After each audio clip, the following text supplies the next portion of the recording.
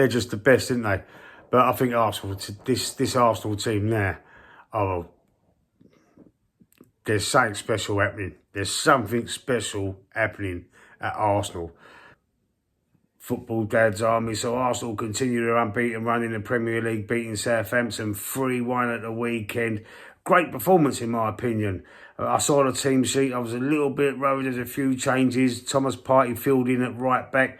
We all know what happened last season when he was playing at right back. It didn't quite work out, did it? But anyway, he didn't do a bad job this time. He was at right back. Sterling started over on the left-hand side.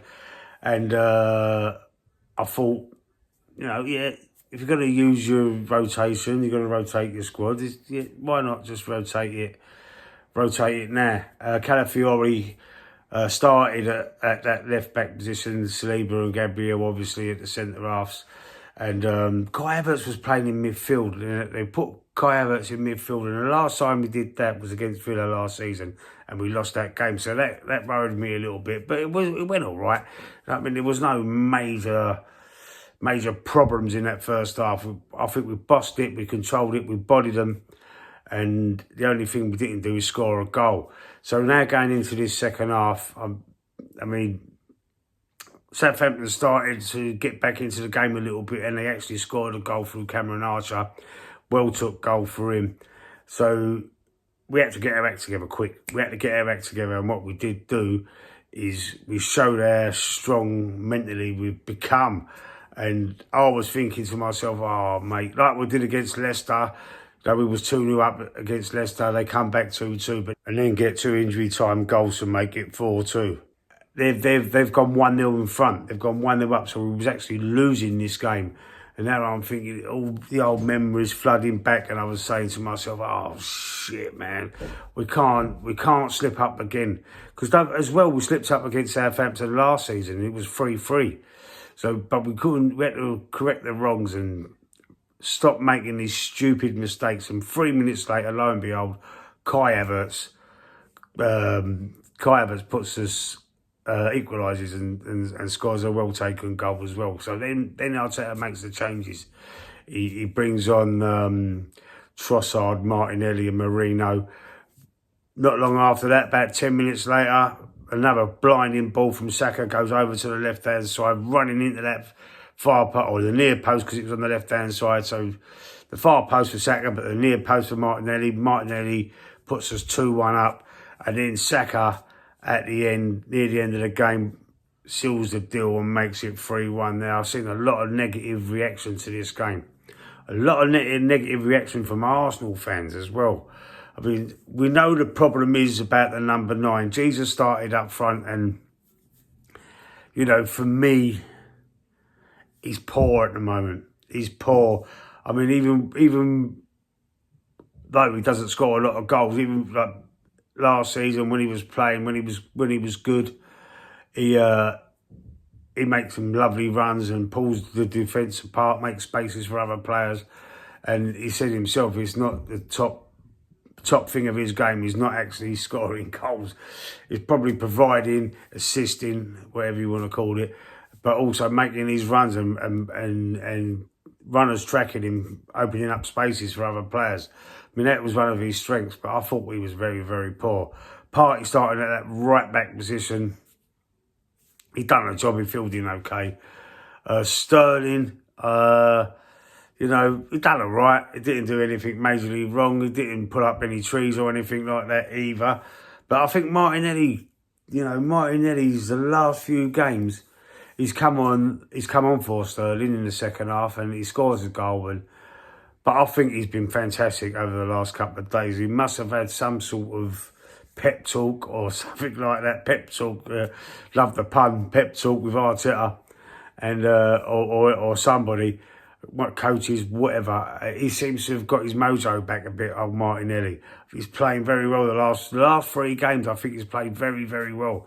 And it's like a shadow of the player. Well, not a shadow, because he was a shadow of himself when he was playing poor, so that's the wrong word. Not a shadow of himself. He's got over whatever was in his head or whatever was making him play so poorly over the last few weeks, and Arteta stuck with him, and you know, he's coming to fruition. He's got his mojo back. He's scoring goals. He's making good runs. He's getting his head up, and yeah, I think we're over that little blip with Martinelli, hopefully, and he's going to start banging in the goals and start, you know, playing well again, and the player we know he can be. Not lead us, but be with us on our title surge, which I strongly believe we have got a fantastic chance of winning this title, because we're not the team we was last season. We're not. Games like against Leicester last season, we would probably lost it. This game Saturday against Southampton is a possibility. We might have even lost that last season as well. We drew 3-3 of them last year, remember? So, but teams that you slip up against, and we slipped up a few times, and so did Man City, but no one was slagging off Man City for slipping up. Everyone was on Arsenal, and everyone will be on Arsenal. Everyone's waiting for Arsenal to slip up again and say, I told you so. But look, we're a different animal this season. I said it last year, no, we was a different animal from the season before. We're learning from our mistakes. We are learning. The 4-3-3 formation seems to be a formation of the past. We seem to be playing with a 4-2-3-1, and like interchanging. The formation changes a lot during the game, if you've noticed. But I like that, the 4-2-3-1. I like that setup better than the 4-3-3.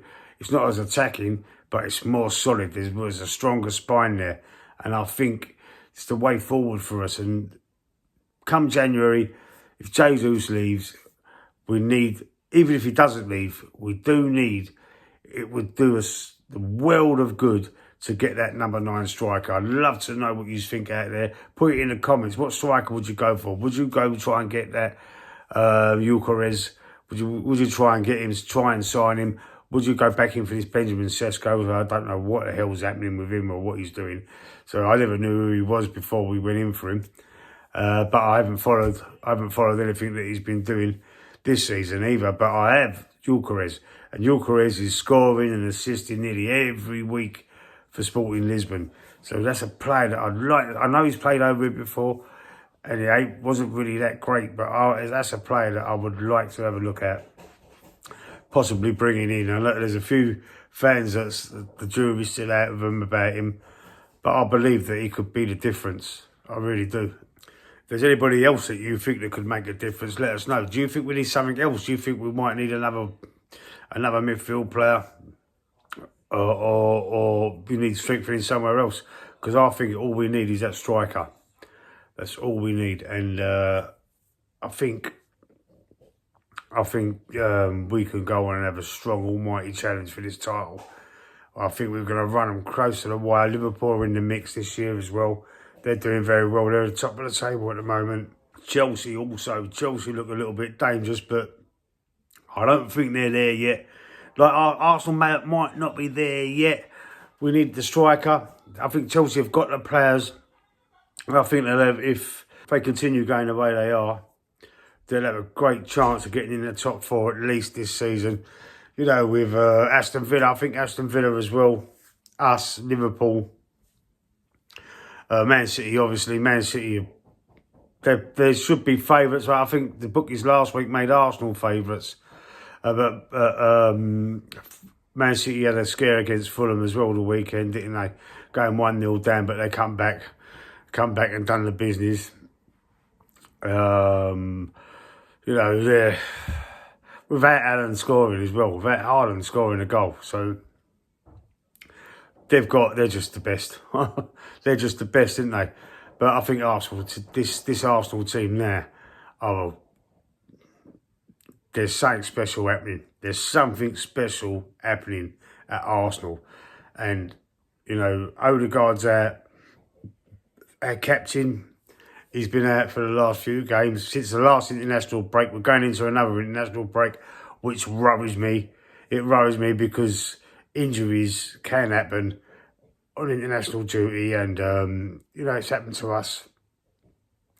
And it's basically, everyone was saying it's fucked our season. But we've been doing all right without Odegaard. So are we missing him? Are we not missing him? It's an argument for another day. I have actually done a video on that. Go back and have a look at it Anyway, let me know what you think in the comments. I want to know what you think out there. All the subscribers, let me know what you're thinking. Anyone that sees the video, let me know what you're thinking as your Arsenal fans. Can we do this? Can we win the title? And I want to ask a question. Are you Arteta out or Arteta in? See you on the next one.